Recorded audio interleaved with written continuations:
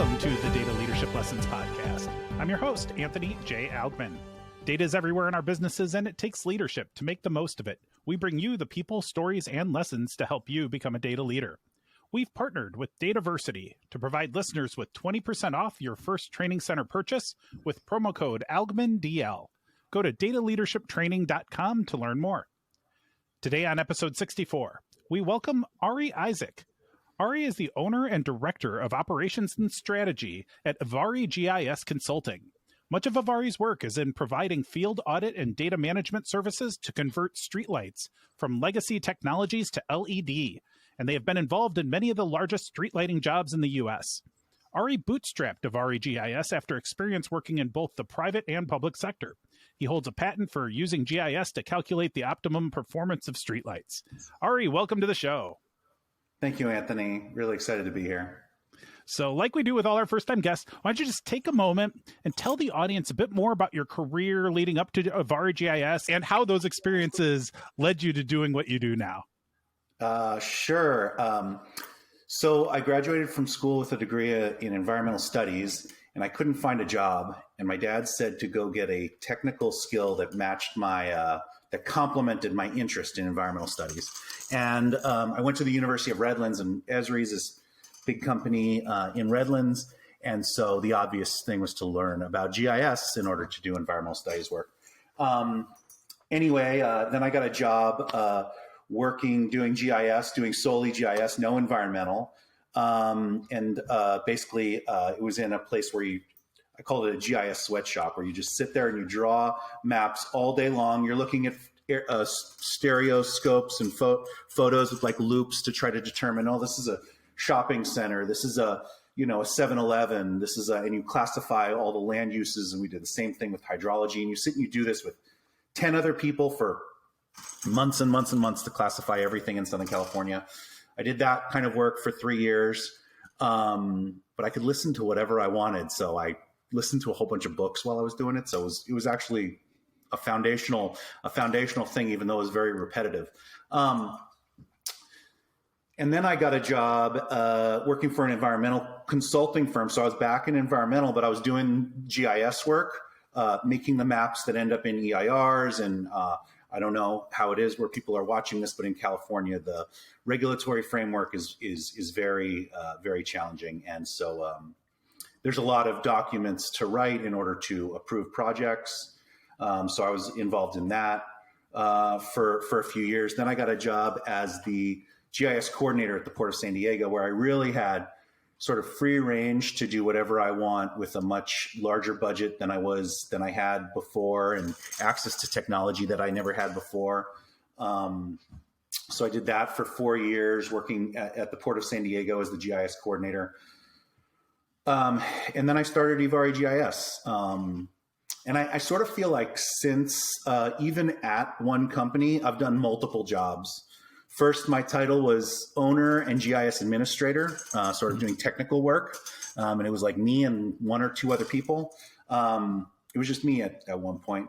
Then I got involved in sort of the operations work and doing projects, helping to, I saw myself sort of as like a coach to help, how do I get the most out of our team? And then I for each of these times, I hired someone new that was better than I am at each of these jobs. So then I moved into business development, which I consider the GIS work that needs to happen before the contract gets signed. I got way into that. And then I worked as the CEO for a while, just basically organizing the team. But we really at that point, we had built out a strong leadership team of 4 people. So now what I'm really doing is I basically started a startup within Evari GIS where the goal is to give Evari GIS Consulting a competitive advantage in the market by building new things. Wow. So that's what Director of Innovation and Strategy does. So that's the breakdown. So with that introduction, there's about 73 different questions I want to ask you next. There's so much to unpack here, but let's start simple. Let's start at the very beginning. What is GIS for those people that don't know out there? And like, what does it constitute when you talk about a GIS position? in an organization, what does that actually entail doing? So GIS is an enterprise tier technology, I'd say similar to an ERP system or a document management system that is there to help you solve spatial questions. If you're familiar with relationships in the database, you also have relationships spatially. This sidewalk is close to this streetlight or this traffic signal or this sign, right? So there's a relationship in space, not necessarily in terms of like primary keys and foreign keys. And GIS is there to help you solve those problems. It can be done not on an enterprise scale, and in many cases it's used as sort of like a graphic design tool for maps. Or it can be done on an enterprise scale where it integrates with your SAPs and your other enterprise tier systems. But it's more, I think importantly, GIS is more than visualization. It's not just here are your fire hydrants. It's how many people are within a specific distance of all of your fire hydrants so that you can effectively use your fire hydrants and to put out fires and solve problems like that. But some people get that confused between visualization and analysis. GIS requires an analysis. I think you really need to have an analysis in order to do GIS, spatial analysis. So, and that's interesting because I would imagine that in the work that you're doing with GIS, in some cases you're drawing maps or you're putting things on the map, you're getting geo coordinates for things, but really a lot of times it's an integration effort where you're going to probably say, okay, we know there's people in this area and we need to somehow triangulate where they are in relation to physical assets or different kinds of, entities. I think a lot in terms of the, like physical nature in a city or something like that. But it sounds like that model applies in other circumstances as well. And I would imagine it's probably not always just like latitude and longitude where you're mapping things out. What kinds of other, like, I don't even know if I have the words to ask the question, but what kinds of units of measure outside of latitude and longitude might be useful in GIS? Okay, so I think what you're trying to get at is we all know Google Maps. We all use Google Maps all day long. Google Maps is there to solve specific problems, right? Let's say you're at a conference in Kansas City and you want to eat Chinese food, right? And you want to find good Chinese food. Google Maps is there to help you solve that problem, right? That's what it's designed to solve. But it's not there to solve every problem. It's built specifically for specific types of things. And often we have clients that come to us with very specific problems that we need to build similar. We need to create the data and we need to build a similar analysis and a way to present the data in a way that solves their specific problem. For example, obviously, equity is a huge issue, and everybody says, "Oh, the wealthy neighborhood over here has more streetlights, or their lights always work, or whatever." Right? But somebody show me some data that actually implies that, because if that's true, we should sit down and we should solve that problem. If children are having problems getting home from school after daylight savings time because things are dark and we need streetlights to illuminate specific areas, let's figure out where those areas are and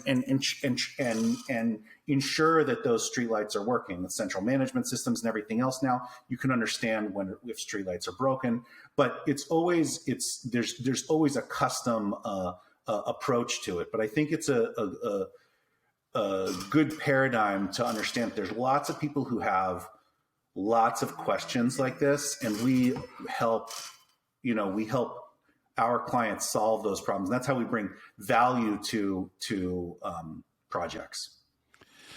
Well, and so in full disclosure, like you and I worked previously years ago on a streetlight project. So let's use the streetlight project in as a general example, because I think like one of the things that excites me about the work that you do is that there's a tangible nature to it. Like you're talking about streetlights, you're talking about something that you can go out and see.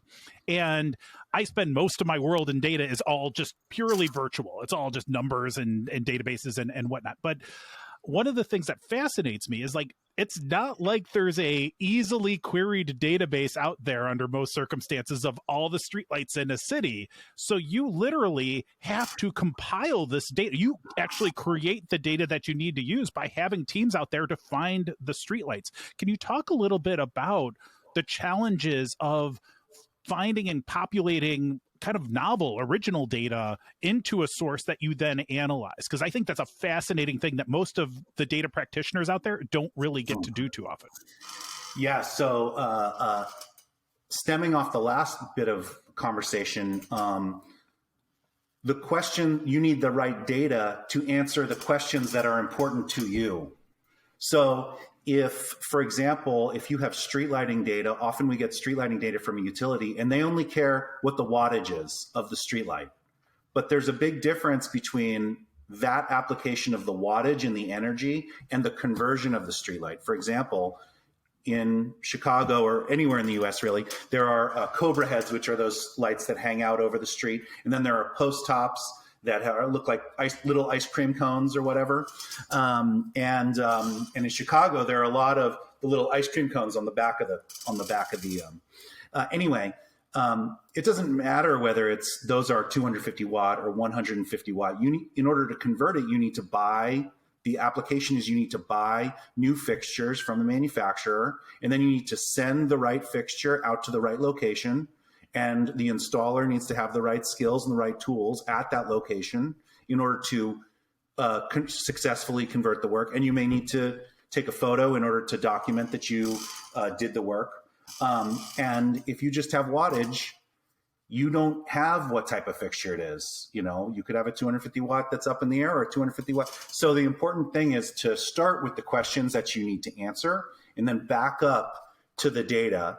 And then in many cases, what happens is, oh yeah, we have streetlight data, but it's not directly aligned with what is required in order to complete a successful construction project. And it's important to keep track of we always have these. The best thing about GIS and the worst thing about GIS is this scope creep, where everybody wants a little bit more, a little bit more, a little bit more. Can you figure out, where, so that's great that people continue to ask us for those things. But it's really important to say we're now solving a different problem, right, than we set out to solve at the outset. Or your data is set up to solve this problem, and you really want to solve this other problem. So we may need to either get out there and look at every streetlight or somehow figure out what it is. But yeah, we send a lot of people out in the field. About half of our team is in the field collecting information. And for years, we had full staff that were in the field for years. And we would pay for housing and everything, and it was terribly expensive. We changed that up recently a little bit. But it's hard. I mean, data is hard. Collecting data, getting it right is hard. I'm sure there's a lot of people out there whose minds have just been blown by the fact that, like, we all see this with the data work that we do. And really any context, we always have data that we would like additional information that may or may not be available. And in this circumstance, you actually have the ability and actually necessity under most circumstances to send teams into the field to go and view what's actually there. Like, you can actually put one abstraction from the truth is your team's interpretation of what that is. Is that a cobra head or an ice cream cone? Which the cobra head, for any of you out there who don't know what we're talking about. And so Ari's business, Evari GIS, does a lot of work in these streetlight modernization projects where they're replacing old school street lamps with LEDs that are much more energy efficient, help control light pollution and all of these things. They last for 15 years. Yeah, it's an amazing work. They can be smartly controlled. There's all this cool stuff. I highly recommend learning more about it. It's amazing work. And one of the things that having been a little bit involved with it to learn, the cobra heads are literally these light fixtures, the street lamps that look like cobras. Like they literally look like cobra heads. And so like take that one literally is what it looks like. And you can probably imagine it in your mind. But I found that hilarious because it's like, it's literally what you go out and see. But by thinking about this GIS world, you realize, holy cow, there's so much data. There's so much interesting things happening to go and do something as what conceptually is simple of, hey, let's change this light bulb for another light bulb. How hard can it be? It gets hard pretty quickly when you think about the many thousands and thousands of street lamps that are in an entire city. It's really a complex undertaking. And to even recognize, like, if you are fortunate enough to have any data, it's probably going to be of, marginal quality at best. And things probably have changed since when the data was compiled. I recall in projects we worked together on, there were times where the data was many decades old that we were working with and knew very quickly, like this had been transformed twice since this data was created. But that's all you've got. At least here, you can send out a team to do that. Yeah, well, we I remember on the project we were working on, we got an as-built, I think it was from like the late 1800s, of what was going on in the tunnels. Mm-hmm. And I'm like, it was like basically like, I don't know, fire on the wall, like, just to illuminate these tunnels that have been around forever. So, I mean, yes, the data's, the dirty secret, I'd say, is that the data is always wrong. The question is, how wrong is it, and how right do you need it to be in order to make the decision that you need to make? So everybody's always like, we need millimeter accuracy of the street lighting. And then I say, okay, so what am I measuring? Am I measuring like where the pole meets the ground? Am I measuring in 3D space where that fixture is? And it's like, and now they're like, and I'm like, if you don't know what's measuring, why do you need it to be millimeter accurate? I mean, the application in my mind usually is, I need to be able to get a human being to this street light in order to complete a scope of work. Right. But I mean, if you think about a dynamic city, if you've been to a city like Chicago or San Francisco or Philadelphia, I mean, there's ownership issues. Sometimes those streetlights are owned by a transportation agency. Sometimes they're owned by, there's private citizens that own streetlights. There's school districts that own streetlights. There's DOTs that own streetlights. And then you may be only converting some type of them. But we need to get a full understanding so that we can meet all of these different business needs, and it needs to be identified pretty clearly up front to be successful. And then you think about things like who in the audience, have you ever seen a street light that had been knocked down due to some vehicle collision, or there's been a change, they've widened a road, and like, who knew where the data set even is to go back to change if they wanted? You're doing that thing where you're just like widening my scope. Like, yeah. Okay, right. Are we solving for conditions assessments issues? Do you want to make decisions about, whether poles are rusted and you need to replace them? I mean, if that's a decision that you need to make, then I need to make sure that we're collecting that kind of information. It's certainly not in the utility information, that data that was given to you at the outset, because they don't really keep track of that. It's largely about the energy use. Yeah. I mean, and it's hard to sort of corral, a client into like, these are the problems that we're solving, as opposed to just go solve all of them. But it's fun. I mean, I enjoy that kind of work because it means working with clients and talking with them about what really matters, to either, often we're working for a prime contractor and they have their necessities, which are, I need to order fixtures from wherever, and I need to get the right amount, and they need to be delivered to a specific yard. And I can't make a 10% error there. I can maybe make a 1% error on my ordering. Then there's always the asset owner, the municipality or the DOT, that they have their own issues. They want a conditions assessment. They want to do an equity analysis to ensure that these projects are working well. And then there's all of that, those questions as well. And that's how a project comes together. And then we get out there and we figure out the easiest way to collect, to get them the information that they need in order to make decisions. And then on the back end, we build the analysis so that they can see in real time as the project is moving forward, the information that they need to know that their questions are being addressed.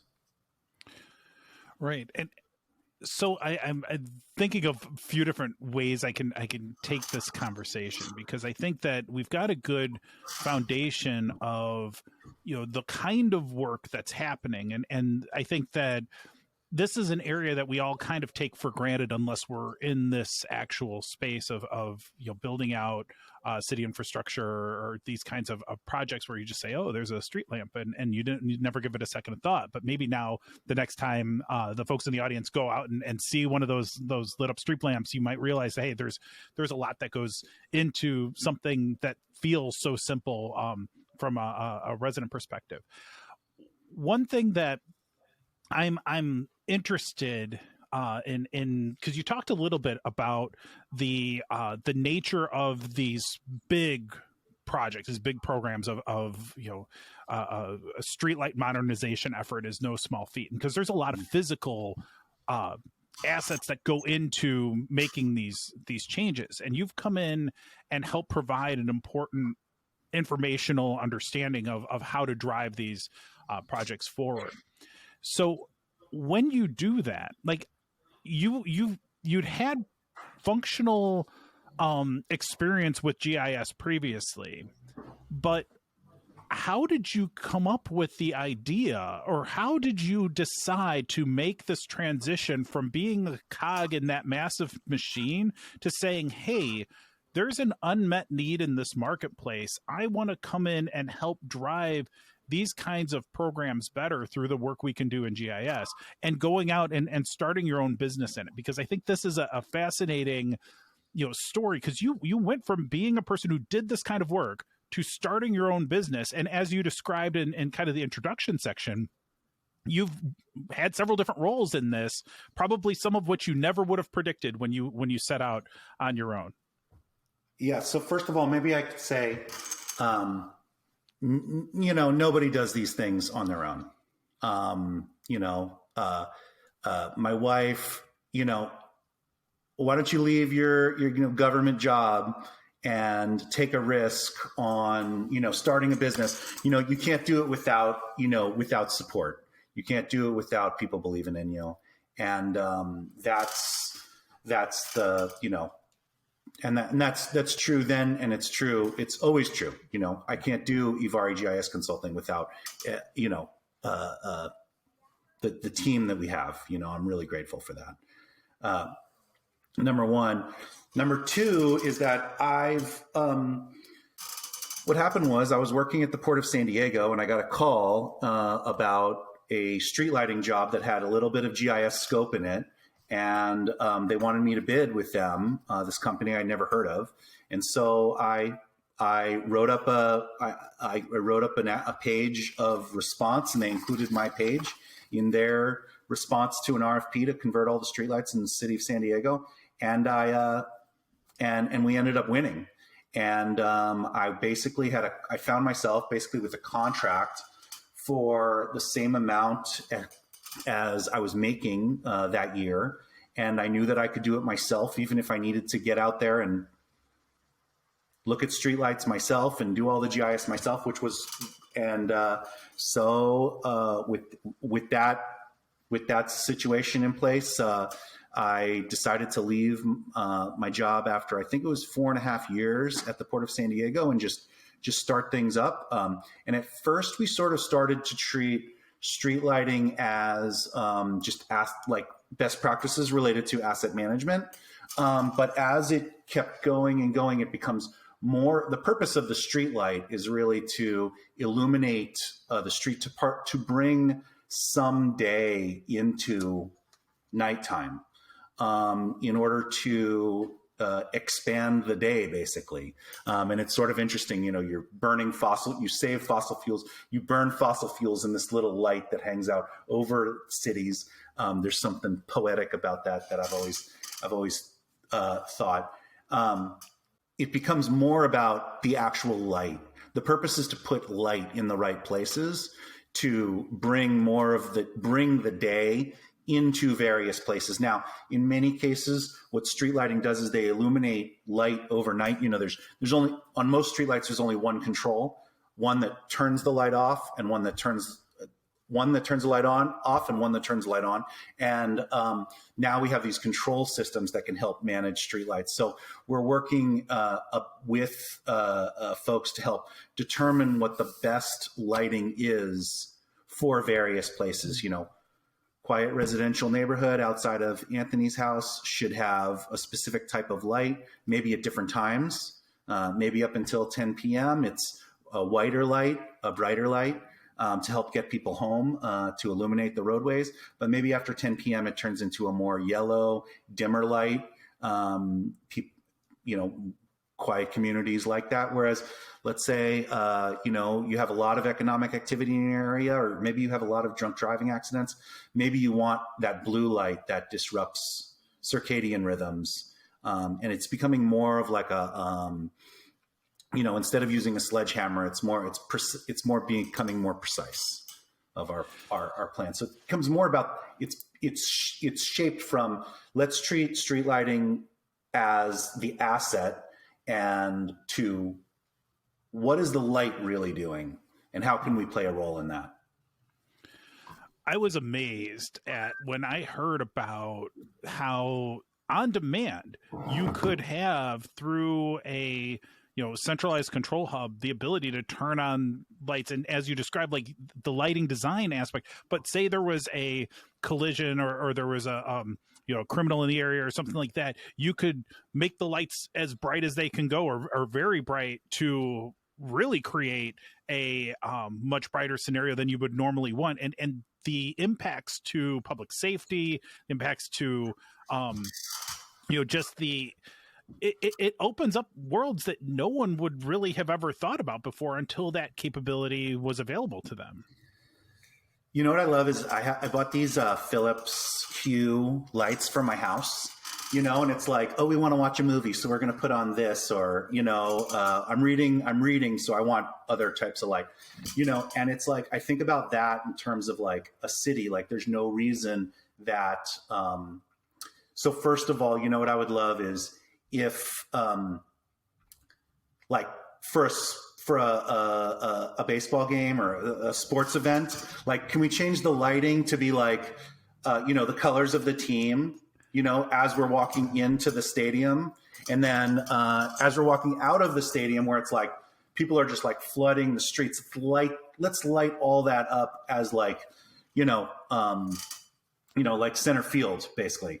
But that same neighborhood an hour or two later might be like, look, it's time, the bars have closed, maybe it's, last call has been made. It's time to change that lighting. And it really should be managed in a very detailed way. And I don't see, if I can do that in my house, I don't know why cities with millions and millions of dollars to implement these kind of projects can't do it there either. But I'm not sure that the street lighting industry is that offering is there yet. I could certainly see how, though it sounds really cool that we can do these things, I could also see how our local politicians and governing councils of our towns may struggle with that kind of timely response and design of things. Like I could see it'd be one more thing for us to fight about that is kind of not as important as bigger things. I don't know. It seems like something like we are not well set up through our organizational structures to manage real-time lighting scenarios. Like, we don't know how to do that as people, and I think that it makes sense that it might take a little while for us to catch up. Although this is coming from a person who, as you talked about having your smart lights in your own home, we have a little TV down in our basement where sometimes we watch movies, and anytime we want to watch a movie down there, I literally have to reach up to the ceiling and unscrew 2 light bulbs so that the picture isn't completely washed away. And I'm like, I really should, at this point in 2022, not be unscrewing light bulbs every time I want to watch a movie, but that's what I do, and I haven't yet myself evolved to new technologies. So I guess I shouldn't throw our local governmental organizations too far under the bus, because I'm right there with them. They do things like that too. Have you ever seen a post top, which is one of those ice cream cones? But what they do is they paint the side that faces the house side in order to like shield, it's like, come on, can we put something in there that only puts the light in the right place? Yeah, but I think we'll get there. I mean, I think I think we'll get there. And GIS will play a role, because I think inevitably what'll happen is planners and transportation professionals will want to get involved in this. There's all kinds of changes going on in those industries. Everything, scooters, mobility, urbanization, and the dining outside and all that. That lighting is made for cars. It's not designed for dining outside, but maybe the lighting should be designed for lighting outside, or maybe it should be designed for scooters, or maybe it should. So I'm hopeful that we'll get there. Yeah. Well, and I'm sure we will. But it's got to start with the ability to do something, and then building on and learning from what works. And it might take a little bit longer than we'd like it to, but I think that there is, some really cool things that this technology can provide. And what I love, and like we talked about before, it's like this stuff's tangible. Like, we all can understand and relate to streetlights. And one of the things, like you think about the data perspective, where you can literally go out and capture the data, which will represent the best version of this, because you've seen it with your team's own eyes, right? But then the other big impact of what you're doing that I find awesome is the fact that you're helping your communities. Like, this is about making your cities, making where people actually live better, and to have that direct line of sight to contributing to your communities. I know, just from knowing you, I know that's an important part of who you are and what you do. But how does that manifest, like, on a daily basis? Like, can you tell me a cool story of something that you've done where you're like, we made a difference here? This is something cool. Yeah. I mean, well, so my father is a rabbi, and we grew up, around the dinner table talking about, society and things that are larger than us, and so that is very sort of ingrained in the Evari, in the company. We don't do, oil exploration work. We're not going to help build the wall. We were at one point, it was like, can you make maps to help us build the wall here in San Diego? And I'm like, I think I'm going to pass on that job.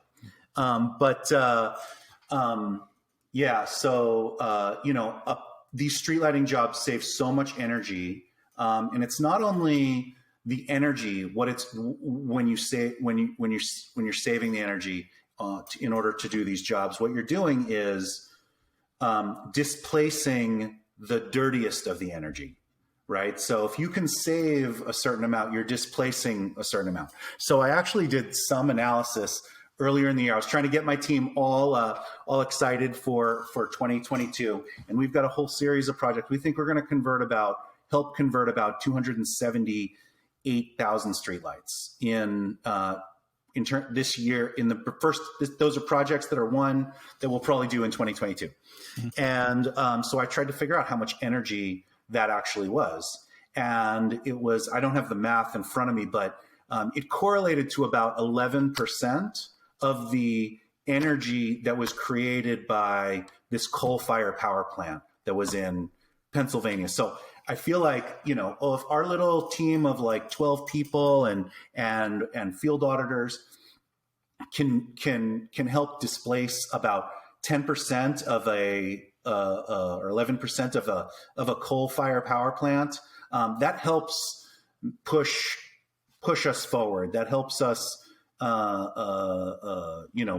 move, in the right direction in terms of, global warming, GHG emissions, all that kind of stuff. Because in reality, and when you're talking about energy saved is energy made. It's the same thing, right? You can use that energy or you cannot create it. So we're very proud of that. We also do stormwater work where, we're helping to, make sure that the, pollutants don't go out into the ocean. Here in San Diego, we do a lot of that. I mean, if you want to, a story or whatever, we did a job for the Hawaii Department of Transportation, and they have, nesting sites for sea turtles, right? And so it was our responsibility to try to figure out which street lights are within a specific distance of the sea turtles because they can see. And then the sea turtle, I don't know if everybody knows, but sometimes street lights and also buildings that reflect lights, sea turtles, what they do is they hatch on the beach, and then they are supposed to go back into the water, and it's the shimmering of the water that they're drawn to. But sometimes the sea turtles go the wrong way because of street lights and things like that. So that's my most corny story I can think of. But yeah, we were totally involved in that, and other endangered species, things like that as well.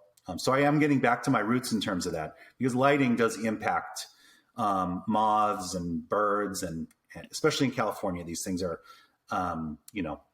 it's a big deal. You cannot significantly impact protected species or habitats, and lighting can do that. Yeah, well, and it's just another reminder too that, like, and never take this for granted in the work that you do, Ari, is that you're dealing with real stuff, real tangible outcomes to drive benefits to communities, and I think that most of the people that I've encountered in the data space are trying to improve something with the data work that they're doing, but rarely is it quite so tangible as the kind of work that you get to do. And that's where I think that story is so important for people to hear, because we may be, as individuals in the audience, we may be, a few more layers removed from that kind of story of helping the sea turtles, or really driving, a change that is immediate and apparent. But we're all trying to pull on that same rope of using data, using technology to improve what our organizations can do in the end. Yeah, I mean, if you're doing something like, SAP integration or something like that, it may not feel like you're doing something that's important, but that's helping government work better. And that's helping, or a private organization work more effectively. And that's really what we're all trying to work towards, is, building a better society, making, lives for our families and ourselves better. And, we're really proud that we of the work that we do. I sort of want to get into an idea that I've had related to sort of the transactional nature of work these days, and the great, what do they call it? The Great Resignation. Mm-hmm. And I feel like it's, do you mind if we go in this direction, Anthony? No, let's do it. Yeah. Okay. So I feel like, and I've been thinking about writing a blog post about this, but I haven't yet. I feel like the Great work, people say like, oh, you should pay them more. And I'm all for people making money for the work that they do. But I also feel like the Great Resignation and COVID is also like, let's say you're a checker at a grocery store, and you've been dealing with this, and your family has been unreasonably exposed to COVID, and you may have made sacrifices related to your children or whatever in order to do right by the business that you work for? And have you felt that they've responded to you well? And I feel like this Great Resignation where people are leaving, it's, money is simply the easiest way to determine value. But there should be a lot more to work than,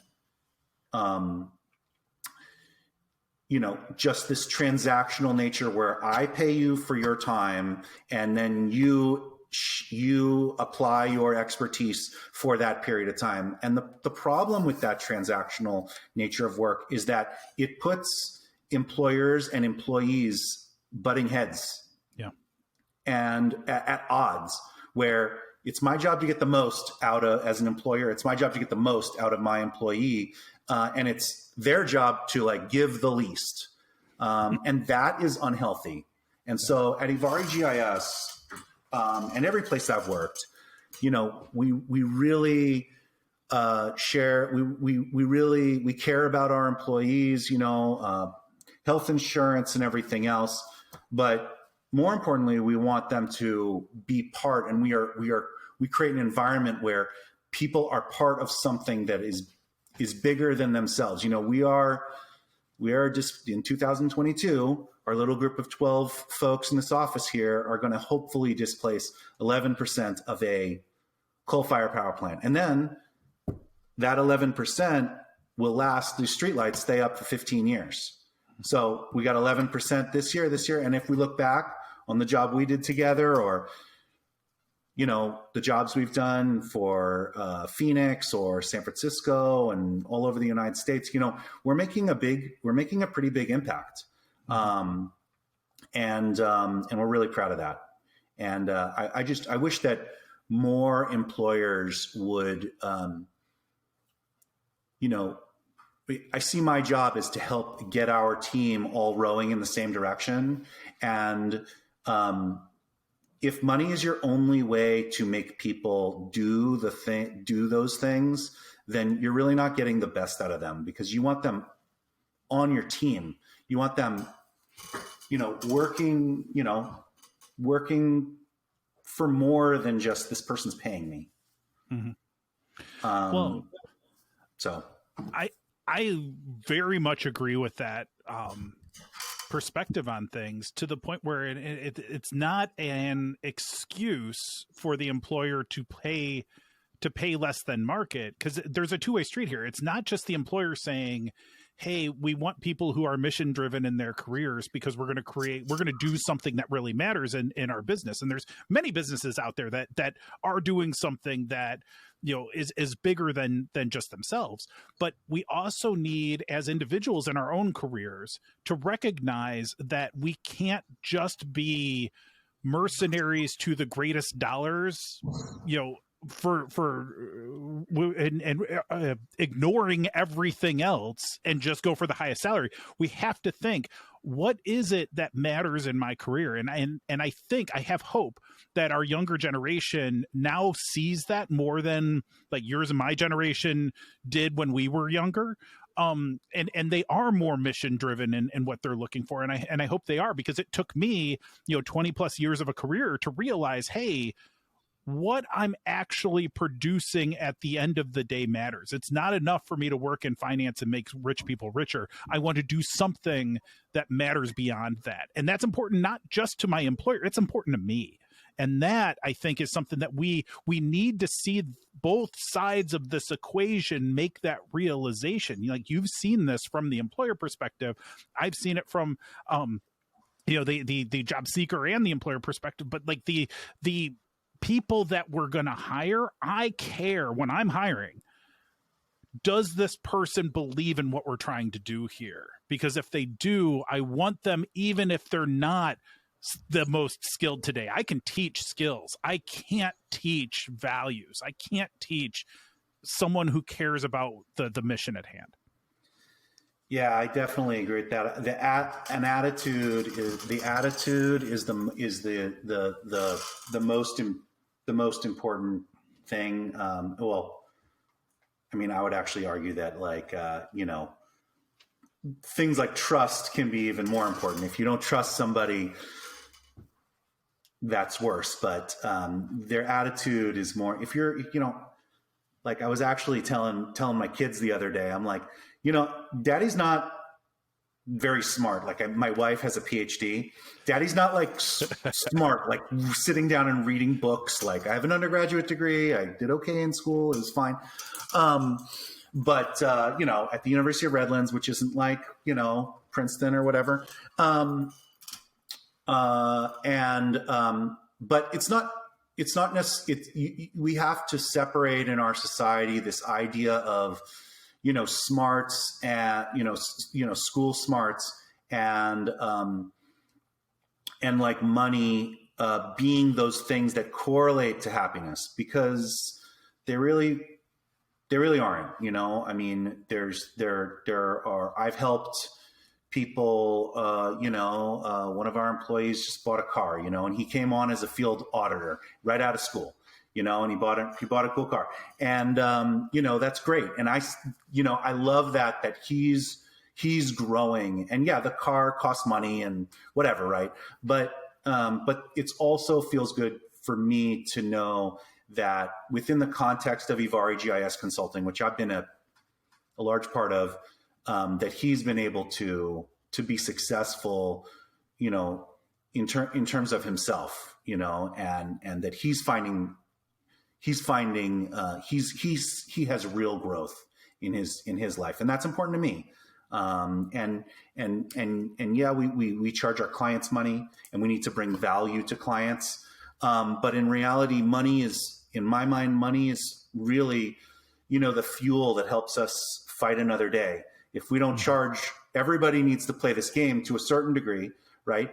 But, the money that comes in helps us do the business development work to chase the next job in order to save more energy savings.